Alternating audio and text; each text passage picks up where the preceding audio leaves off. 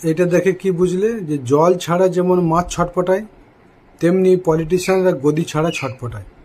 বুঝতে পারলে না? দেখো,